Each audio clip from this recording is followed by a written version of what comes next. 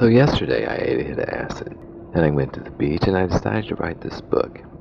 And I thought about it a lot before. I've tried to write for years. That's a story in itself. I decided that when it came time to do this thing, that what I wanted to do was get a tape recorder and eat a hit of speed and just rap it all out. I'd had fantasies about it on and on for years. What I would say, what I would talk about, what I might have to contribute. Most of the time, I came to the conclusion I would think about it, sitting around smoking pot. I would think about the things that I would say. My conclusion, inevitably, would be that I didn't know enough yet. I'm not an authority on much of anything. I'm not an authority on getting rich for sure. I mean, I work for a living. I may even tell you about my job. The thing is, I don't have everything figured out. I'm not rich. I'm not successful in any measurable way. I can't say that I've contributed anything measurable to the universe. And so I felt I should have something to show. I should have some kind of authority for, I think, to speak. I think, like I say, I don't know everything, but I've been really lucky and a lot of things have changed. I've tried a lot of things, and maybe this ideal of flexibility that I've had and the idea that people gave me at one time or another that I was smart enough to do anything gave me the courage to try a lot more things than other people would. I put my family through enough and had them come through and love me through it all so far that I had a lot of confidence that no matter what I tried, I wouldn't fuck myself up so bad that nobody would love me. I guess I had a pretty good background, a pretty positive background for trying a lot of different things. I've learned some things, and I think I've contributed to a lot of people's happiness on a personal, temporary level, or who can say really how far-reaching the effects might be. I get the reaction that I'm unusual, that I see things in a way, and I make people feel a way that they haven't felt very often, at least before. Well, of course, that makes me feel good, and at the same time, maybe because I am the way I am and I make the people feel the way I do, I hear a lot of complaints about guys that don't know how to give head, for one thing, and women complaining that they can't relate to guys, that they feel uncomfortable around all the guys they meet, that they seem like jerks, they seem like assholes, they're insensitive, they don't have any feeling for physical sensitivity or emotional sensitivity, what a person might be feeling or a woman might be feeling. So I hear a lot of complaints, and it seems like people think that I know the right way to do a few things. So yeah, I ate the acid, and it loosened up my concepts a little bit, and I thought about what I know. And I met this guy. I could see that the life he'd had, what he'd been exposed to, was just a lot different than mine. And I could see that he was really curious. For some reason, I guess, well, the way I am comes across to some people more strongly than others. He felt like he could talk to me and tell me things. And we talked about this and that. But I could see that he wanted to know about a lot more things. He went to school, he was a good student, didn't mess around that much, met this lady, got married, has a fairly conventional home life and so forth.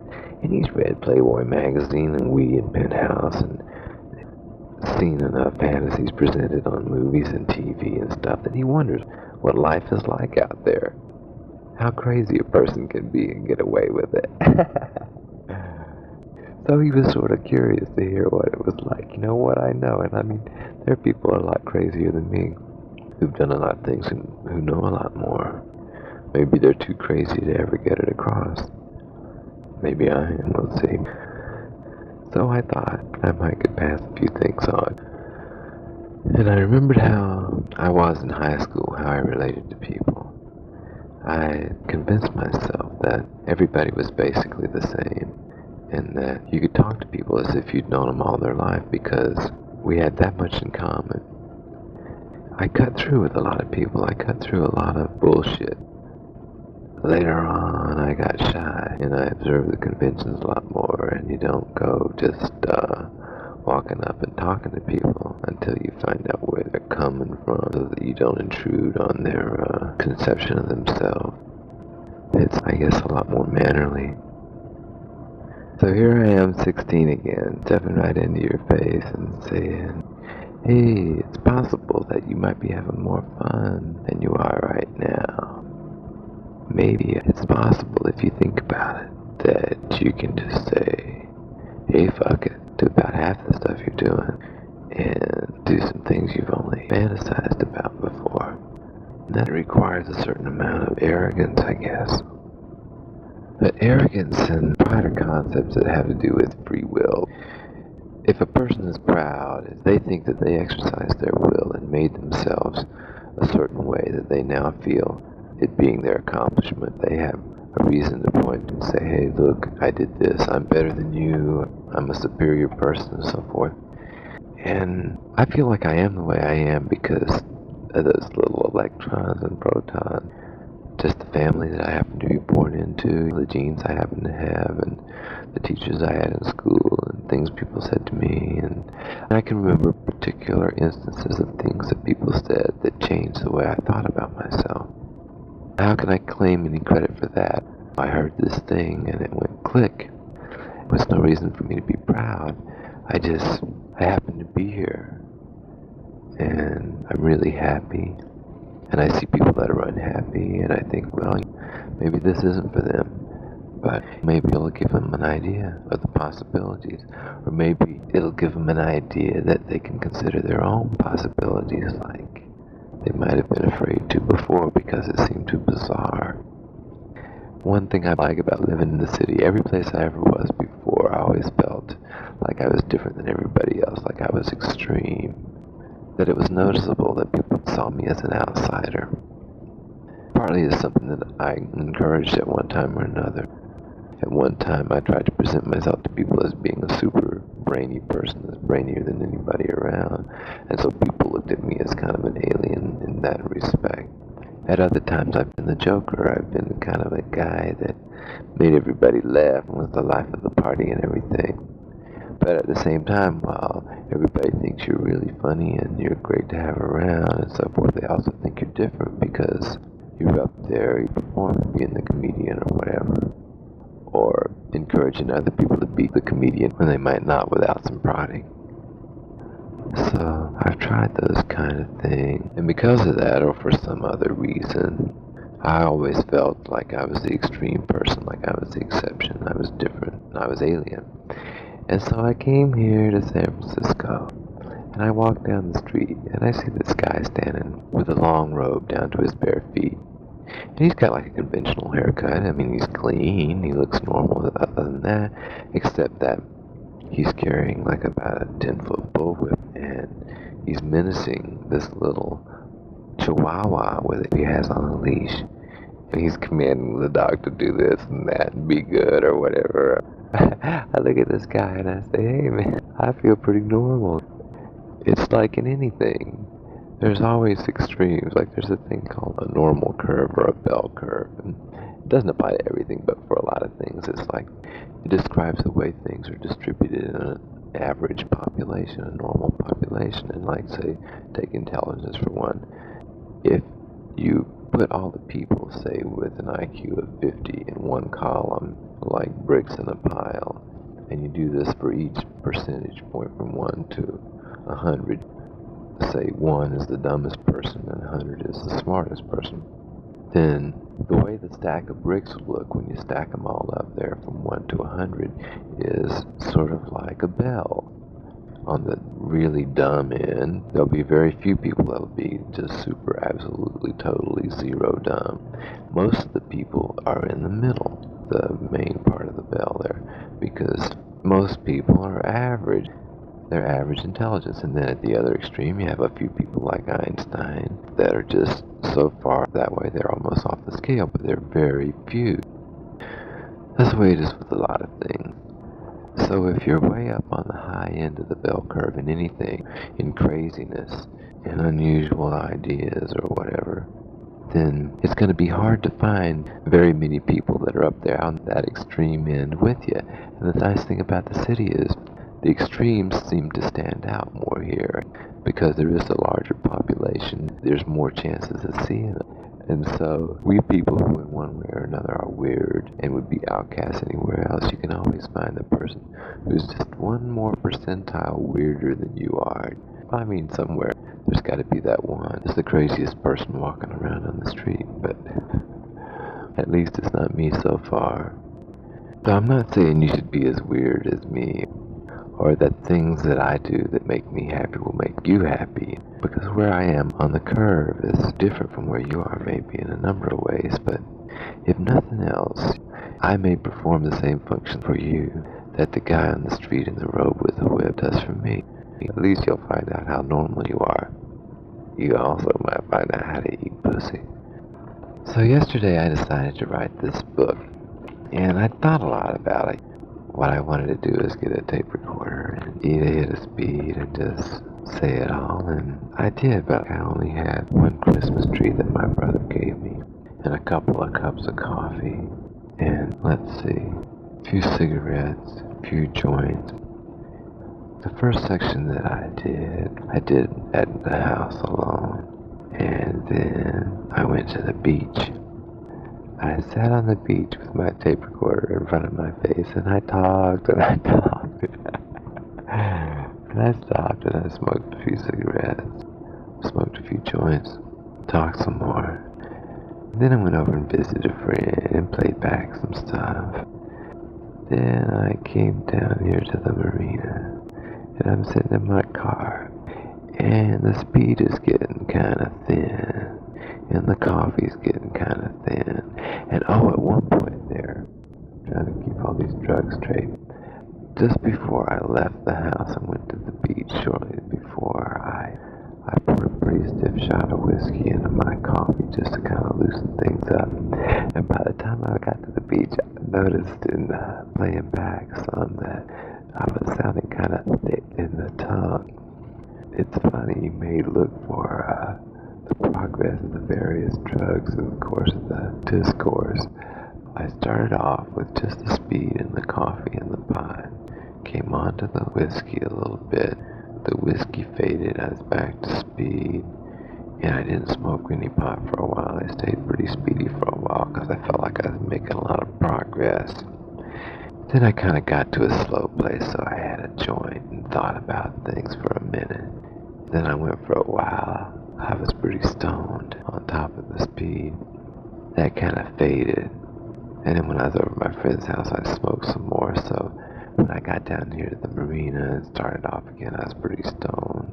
But the speed was, like I say, getting pretty thin. And then the stone got kind of thin and things got pretty slow. So I had another joint, half of one. Made me grin a little more. You may hear it grin here and there. But I'm just about to get too slowed down to talk, so I think this is it for day one. Today I'm down at the beach again. My coffee's about to drift away. I guess I'm pretty stoned. That's the drugs we're starting out on. And I was thinking about love and how it relates to eating pussy. I thought about once upon a time at the old Sutro before they moved to the new location. This place was really seedy.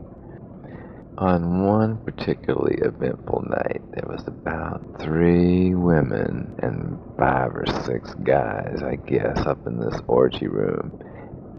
I sucked and fucked all the women before it was all over. Now, of course, I didn't comment with every one of them because, well, I'm not one of those guys that can come 15 times a night. 2 is a big night for me, and 3 times in 24 hours is a red letter day. But I can fuck a lot, even if there's not any prospect of coming for a while, so it's still fun.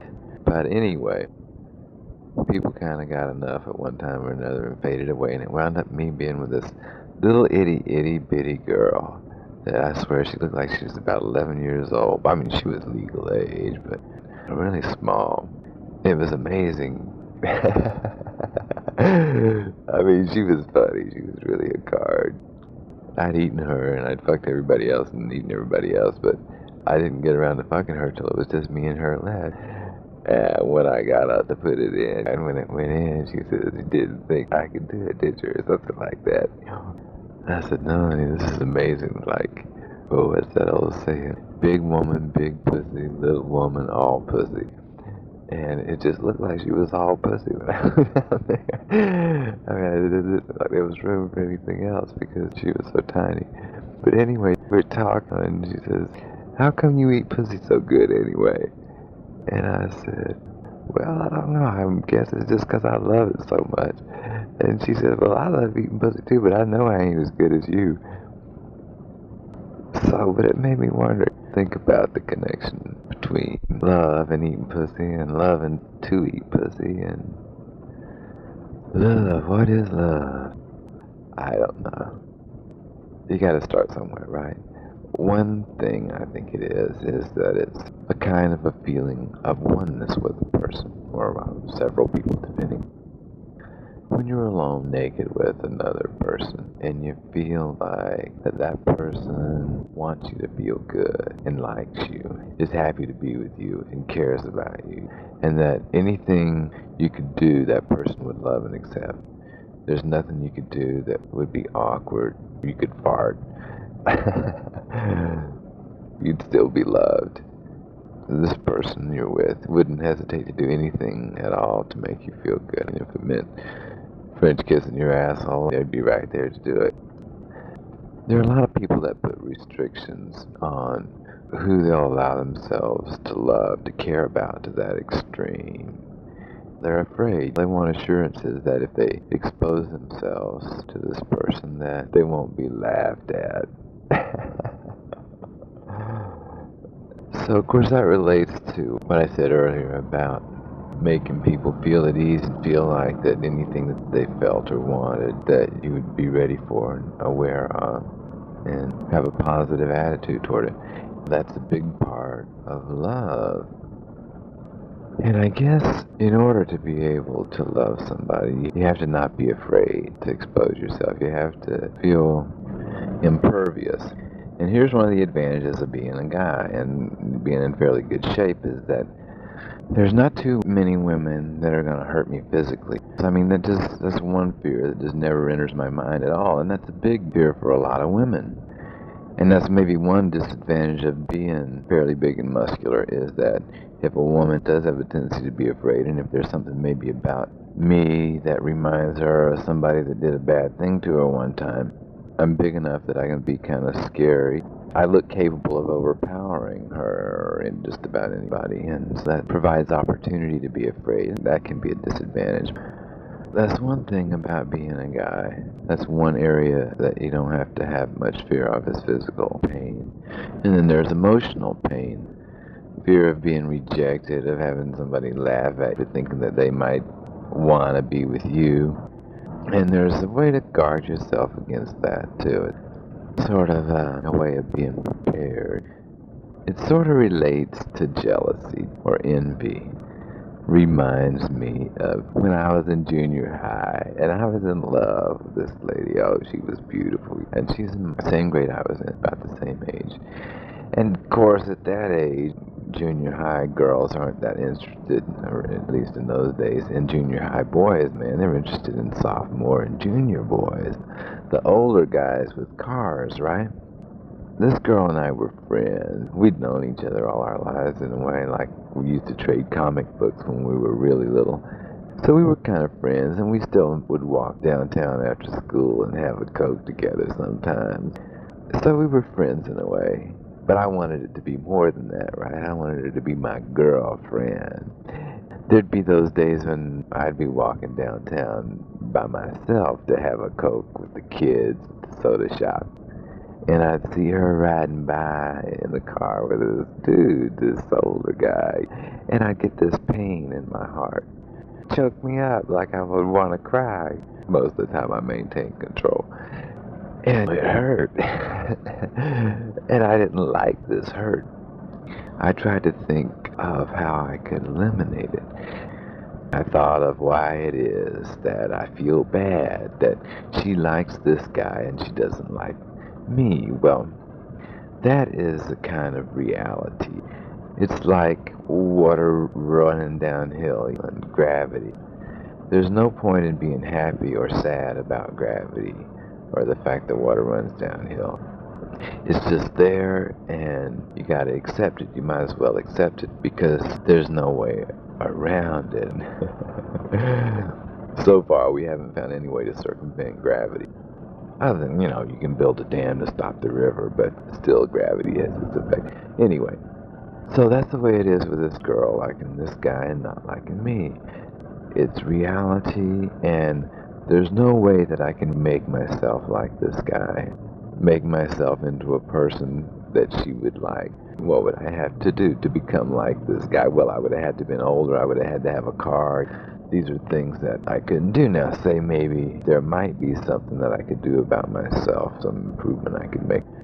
It's always an improvement to have more money. It buys you time and flexibility and everything. So there's something you can do about making yourself more desirable and pumping iron. Getting healthy, that's another one. But there are things you're going to come up against that you can't change. There's no point feeling bad about it. You might as well just accept it. And if you still enjoy that person's company, and if, say in this particular case, if this girl's friendship made me feel good enough by itself that I wanted to continue that rather than say, well, I can't have the whole thing, but I don't want anything. If the friendship is that valuable, then you got to learn to be happy with that part of the person that is available to you. And that really is a lesson that I've had to learn over and over in life and modify and apply to a lot broader situations. How it helped with the jealousy routine, the envy, is that once I'd talked the thing through with myself and decided how I should feel about it, it's still, when I would see her riding in the car with this guy, I'd still get the jerk, the pain in the chest. When I'd get it, I'd just go through the conversation again with myself as to what reality was and how it had to be accepted and so forth. What happened was, each time I would get this jolt of jealousy and go through the conversation with myself, I didn't have to go through the conversation in as much detail. I could sort of review the idea a little more quickly. And in that length of time, the pain in the chest would fade away. And so what it was is, I never totally eliminated it, I don't think necessarily, but I got the reaction down to just a second or two duration. And I don't know, maybe that's the best you can ever hope for. There's this little thing that sometimes hits when somebody you really like is enjoying being with somebody else. You may never be able to always eliminate it. You may always just be a matter of trying to keep your reaction time down. But this whole idea of dealing with people's preferences and tastes in people is a big part of being happy and being able to give good head as a result, because you have to be really happy to give good head. In my experience, nobody has ever really appreciated me totally. There's some kind of jokes that some people laugh at and other people don't. The range of my humor has always eluded everyone at some point. The range of personalities that I exercise. I think everybody, I'm not totally peculiar in this, at one time or another, I might feel like being childish and foolish and making no logical sense at all. With some women, there's a thing that happens. Maybe this is part of growing up in the South. A thing that happens is that sooner or later you wind up on the floor, lying on the floor, tickling each other and laughing, goosing each other in the ribs or grabbing ass or something. Playing like puppies. I don't know if you ever watch puppies, how they bite each other on the face and on the ear and the neck and the foot and everything, and just roll around and bounce on each other and jump up and down. And people can play like that too. It's always, well, it's fun. It's fun to lie on the floor and laugh and giggle. And talking about growing up in the South and playing like puppies and everything reminds me of one time my brother and I were sitting on the front porch. We'd been out doing something, raking the yard or something where we got hot and sweaty. It doesn't take too much to get hot and sweaty in Florida. We're sitting on the porch right next to each other, and I don't know how it got started, but I I sort of leaned over and drooled on his shoulder. Just let the saliva run out of my mouth and down his arm. And his reaction was to turn and drool on me and laugh. We sat there and drooled on each other and laughed, and every time a drop of drool would roll out of either one of our mouths and slide off on the other one, we'd break into peals of laughter. I seem to remember my dad watching and thinking, what a crazy couple of kids he raised. Okay, now that's a part of your personality you just can't expose to just everybody. Playing like puppies. Not everybody's ready for that.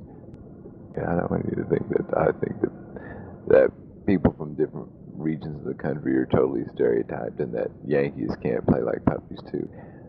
There are a lot of people that grow up in a lot more dignified environment, and that kind of play-in is just non-existent. So that's an extreme example.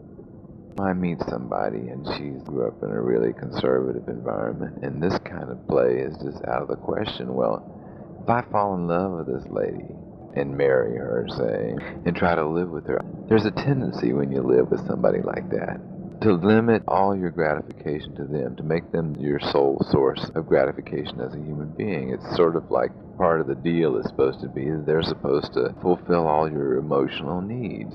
It's pretty ridiculous, I think, because what happens is that in one way or another that you can't really ever, I've never ever been able to be all the different things that I am. A little boy sometime, a cranky bitch sometime, a stubborn asshole son of a bitch sometimes, or whatever, an intellectual. Sometimes I want to talk about really abstract things, and other times I want to relate on a totally non-abstract level as possible, just really basic, and I just don't want to be bothered with any kind of abstract concept.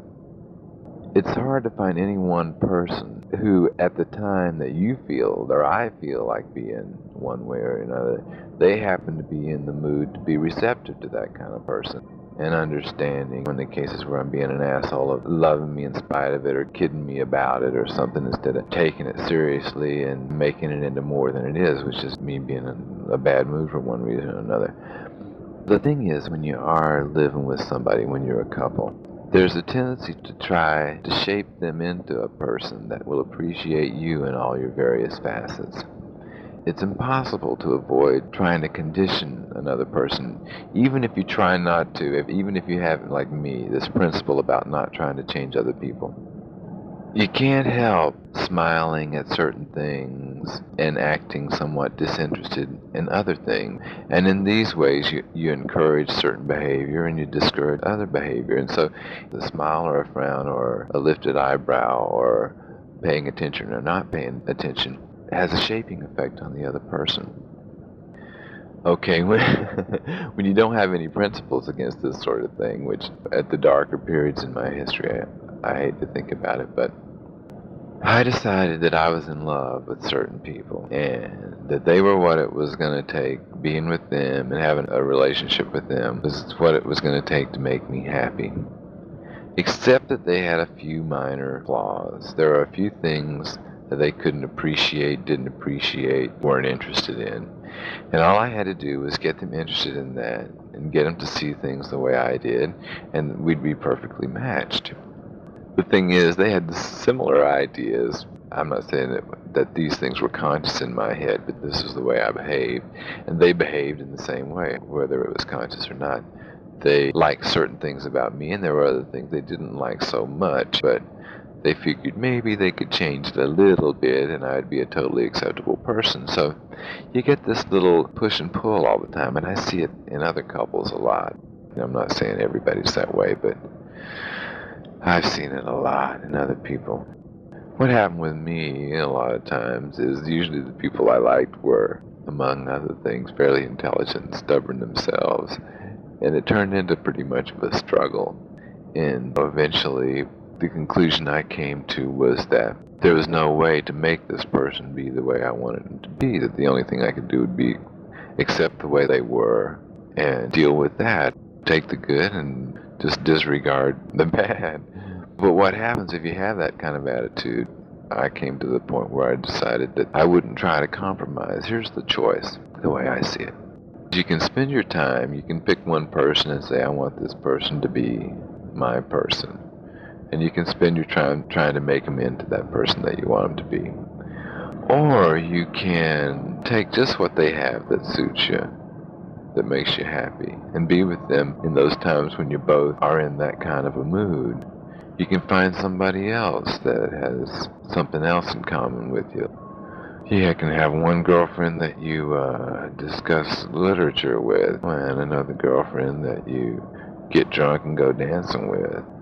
Maybe neither one of those people would be interested in doing the other, but it doesn't mean that anybody has to do without something that they like, except that what happens in these kind of relationships is that, okay, say I'm in the mood to get drunk and go dancing, so I call up my get drunk and go dancing girlfriend, and she's going out with her quiet dinner and conversation boyfriend.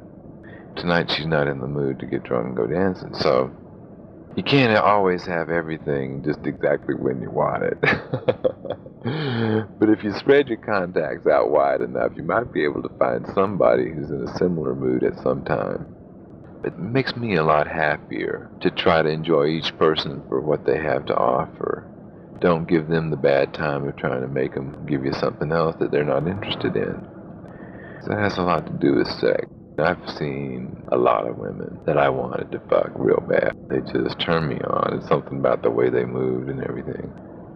Whether it's the shape of my head, the color of my hair, my eyes, or maybe they like short guys, maybe they like fat guys, maybe they like rich guys or whatever.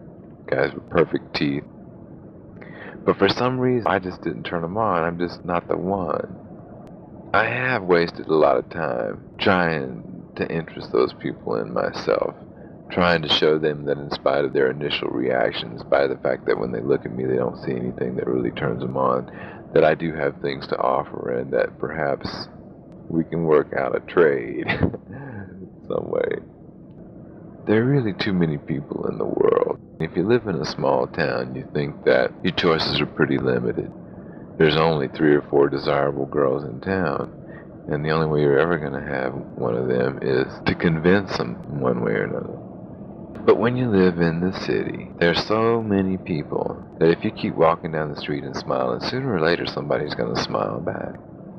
And that's another little area where the sutras help my education. You go there and maybe there's only like 6 or 7 women in the whole place, and you're not going to be able to fuck all of them. Depends on how much time you spend, but more than likely you're not. And more than likely, out of that 6 or 7, all of them are not going to want to anyway. And it's a question of finding which ones want to. And you're prepared for the fact that there's some of them that aren't going to and that you're going to get rejected. So you get a lot of experience. Anytime you put yourself in a situation where you get a lot of practice at dealing with people that don't like you, and at the same time you find a few that do, you realize that it's just a matter of percentages. That there's a certain number of people in this world that are going to hate me no matter what I do. They're going to hate my guts, and they're not going to be around me, and they're going to be upset every time they're around me. And there's a certain number of people in this world that are going to just think I'm the absolute utmost in, that if they could be with me, it'd be the answer to their whole life. And there's a huge population who would be totally disinterested in me one way or another. They don't hate me, they don't like me, they don't even see me walking down the street. There's various shades of that in between, and that's true for anybody. It's just the law of averages. When you get used to that idea, and you get used to the idea that no one person has to fulfill all your requirements, then you can give people a lot more freedom, and they know that you're not going to try to change them, that you like enough things about them, that you want to be around them, and that you're going to be around them at times no matter what, and they can relax and be themselves a lot more. So the idea is that you have these kind of piecemeal relationships. You get this here and that there, and between or among several people, you come up with a chance to, at one time or another, exercise your whole personality and be able to be rewarded for all those things you enjoy doing that make you feel good. And if this is true in a piecemeal approach to relationships in general, applies to sex too, and even more so.